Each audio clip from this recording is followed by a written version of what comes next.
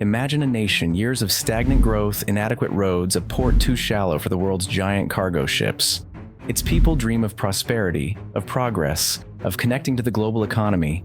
Then a powerful new friend arrives, an offer of billions, a promise of transformation. Gleaming infrastructure rises from the dust. Hope blossoms. But what if that dazzling promise, built on borrowed billions, slowly, silently, begins to feel less like a lifeline and more like a shackle, a trap? For years now, the term debt trap diplomacy has echoed through geopolitical corridors. It's a chilling accusation that a rising global power, China, isn't just lending money for development, but intentionally leveraging that debt to gain strategic control, to ensnare vulnerable nations, turning economic partnerships into geopolitical assets. But is this a genuine, calculated strategy, or is it a convenient accusation from rivals, masking the complex realities of global development finance? This isn't just a financial debate, it's a fundamental question about sovereignty, global power, and the future of international relations. Let's define debt trap diplomacy. It's the idea that a powerful nation, in this context China, extends massive loans to developing states. The terms of these loans, critics argue, are often difficult to repay. When the recipient country struggles or defaults, the lending nation might then demand strategic assets or gain significant political and economic influence. This term emerged alongside China's ambitious Belt and Road Initiative, often referred to as BRI, a colossal infrastructure and investment project spanning continents. BRI promises connectivity, but its financial underpinnings have sparked this intense global debate. So, how does this alleged trap actually work? The process typically begins with an offer of attractive, often seemingly too good to be true, loans for major infrastructure projects. Think deep seaports, state-of-the-art airports, vast railway networks. These are projects that many developing nations desperately need, but struggle to fund through traditional channels. The loans often come with limited transparency. Crucially, these debts are frequently backed by collateral, often not just a country's general finances, but specific, valuable national assets, a critical port, a key natural resource, or even land. The concern is that if the borrower defaults, these assets could be transferred or controlled by the lender. Critics of China's lending practices are vocal. They argue that China intentionally overloads poor nations with unsustainable debt. The goal, they claim, isn't pure development, but rather to gain leverage or eventually take over critical infrastructure if the loans can't be repaid.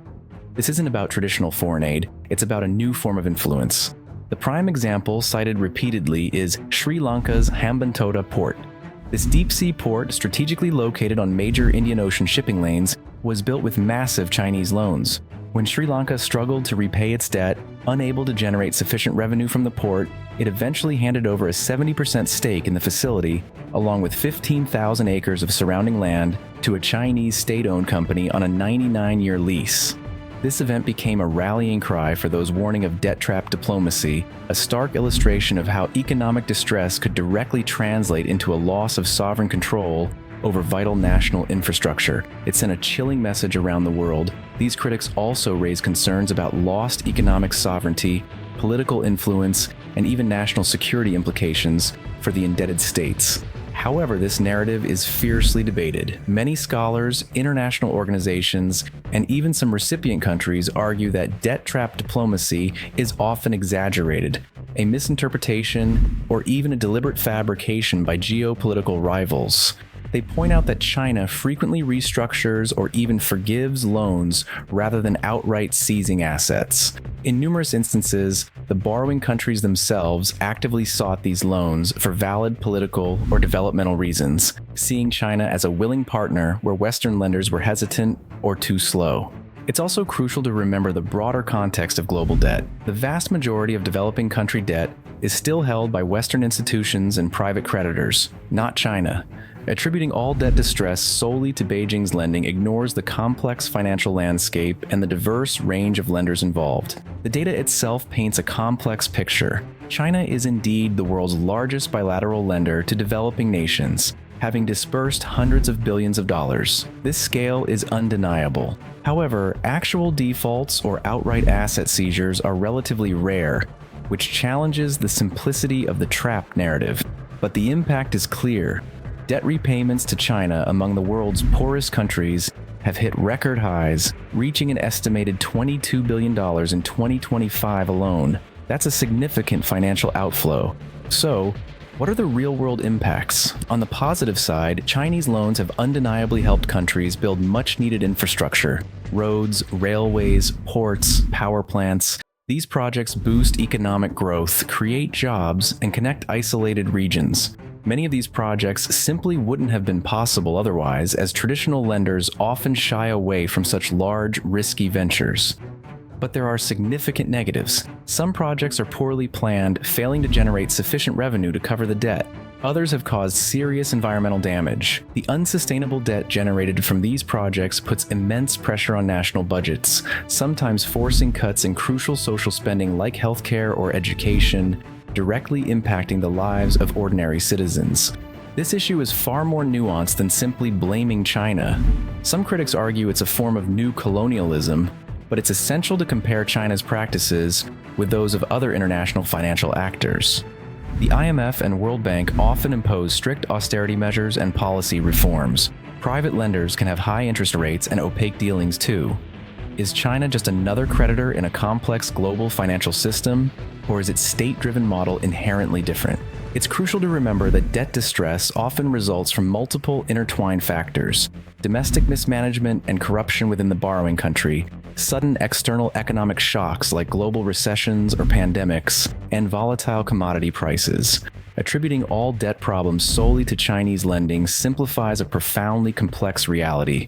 There are also significant recent developments. There's evidence China is transitioning from being a heavy lender to becoming a net debt collector, as repayments on earlier loans now outstrip new disbursements. This shift might be driven by global criticism or perhaps by China's own economic considerations. We've also seen some countries like Italy reconsidering their participation in BRY due to debt fears or geopolitical shifts. The Philippines is another nation navigating its relationship with China and its projects. In response to global criticism, China has shown more willingness to restructure, negotiate, or even, in limited cases, forgive debt.